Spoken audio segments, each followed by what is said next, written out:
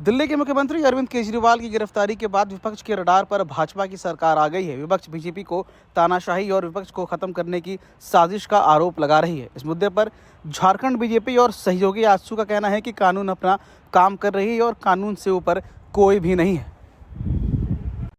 निर्भया आंदोलन के बाद जिस तरह से अन्ना हजारे जी के उस आंदोलन से इनकी उपज हुई थी और स्वराज की स्थापना करने की घोषणा करने के बाद जिस तरह से इन्होंने फेज बाय फेज अपना मुखौटा कट्टर ईमानदारी वाला उतारना चालू किया था, तो प्याज के पत्तों की तरह खुलते असली चेहरा उनके सामने आ गया।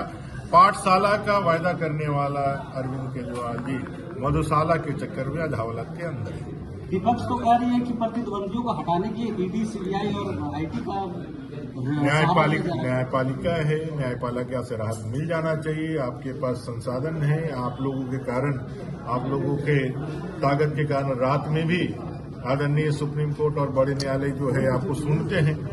इतने सारे वकीलों के फौज होने के बाद भी, बाहरी भीतरी विदेश सबके लोगों के समर्थन होने के बाद भी न्यायपालिका से यदि आपको राहत नहीं मिला है तो आपको ये मानना चाहिए कि आप गलत हैं और गलत लोगों को इस देश के अंदर मोदी जी के रहते कौन अपना कौन पराया, इस दृष्टिकोण से विचार नहीं होता है। कानून के नजर में चाहे राजा हो चाहे रंग सब समान है और सब पे कानून जो है एक समान इम्प्लीमेंट होगा। भारत के संविधान की इस मूल आत्मा को आज देश देख रहा है और वो परिलक्षित भी हो रहा है, कार्रवाइयां भी दिखा रही है कि सभी के लिए कानून बराबर रूप से विचार करें। विपक्ष कह रही है कि लोकसभा सीट में 14 में 0। बोलने के लिए जवान है तो जवान में ताला नहीं लगाया जा सकता है।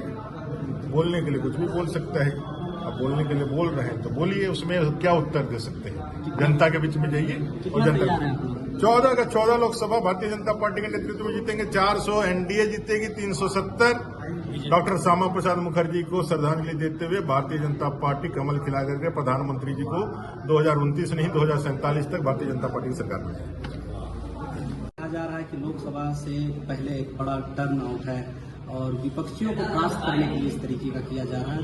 देश भर में दूसरे मुख्यमंत्री जिनके गिरफ्तार, उससे पहले मुख्यमंत्री नहीं गिरफ्तार हुए थे देश में। कितना मुख्यमंत्री का हम नाम गिनवाए?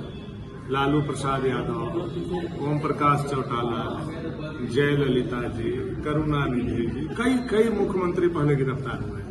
कानून से ऊपर इस देश में कोई नहीं।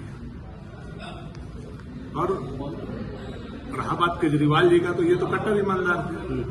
कट्टर ईमानदार थे तो कट्टर बेईमानी क्यों इन्होंने किया? कट्टर भ्रष्टाचारी क्यों इन्होंने बनाया? इन पर पंकज उदास जी का एक जो गजल था कि पियो लेकिन रखो हिसाब, थोड़ी थोड़ी पिया करो, तो ये ज्यादा क्यों पी लिए थे? अपने तो पिए ही पिए, हमारे हेमंत सोरेन जी को भी उन्होंने पिला दिया। देखिए, ये शराब घोटाला का कनेक्शन जो है वो झारखंड से भी जुड़ा हुआ है। दिल्ली,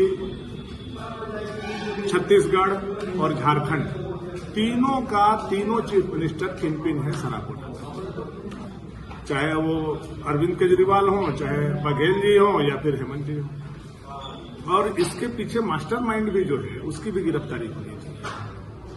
और कहीं न कहीं ये एनडीए अलायंस के जितने खजांची लोग हैं इसमें इन्वॉल्व होते हैं। इसलिए इसकी तहकीकात तीनों प्रदेशों को जोड़ करके अगर होगा तो मुझे लगता है कि शराब घोटाले में केवल केजरीवाल नहीं, बाकी 2 राज्यों के भी मुख्यमंत्री जेल के सलाखों के पीछे।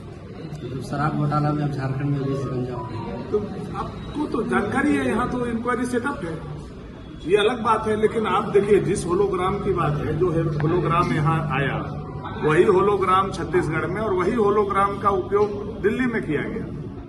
और लगभग जो बाइलॉज बना शराब घोटाले का, वो बाइलॉज बनाने वाले लोग, नियम कानून बनाने वाले लोग का भी जो कनेक्शन है वो एक दूसरे तीसरे से, तो ये सारे कनेक्शन एक दूसरे से मेल खाते हैं।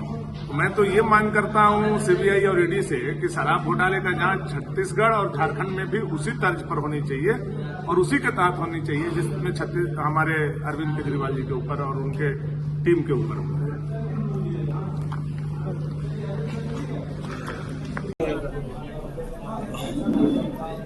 हाँ, कल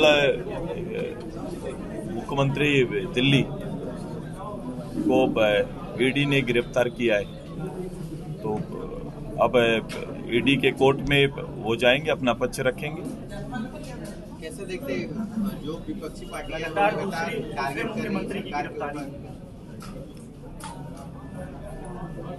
अब ये एक दूरगामी समय में इसको लेकर जरूर बातें और चर्चाएं होंगी, लेकिन जिस रूप से भ्रष्टाचार के मुद्दे आ रहे हैं, जिस रूप से विषय आ रहे हैं, तो ये कहीं ना कहीं दो पक्ष होंगे। एक तो गिरफ्तारी और गिरफ्तारी के समय ये सब को लेकर बातें चल रही है, लेकिन एक पारदर्शी रूप से राष्ट्रीय निर्माण में इन चीजों के और पदों के आधार पर पदों की अहमियत कभी भ्रष्टाचार से ऊपर हो जाए तो ऐसा इस पर पूरा देश बहस करेगा कि अहमियत किसकी होनी है।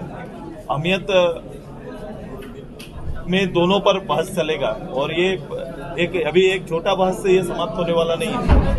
ये संवैधानिक पदों में रहने वाले लोग अपनी जवाबदेही, अपने कर्तव्य पर भी बात चलेगा और जो आज बात हो रही है कि ऐसे समय में हो गया तो समय पर भी बातें चलेंगी कि किसके लिए कितना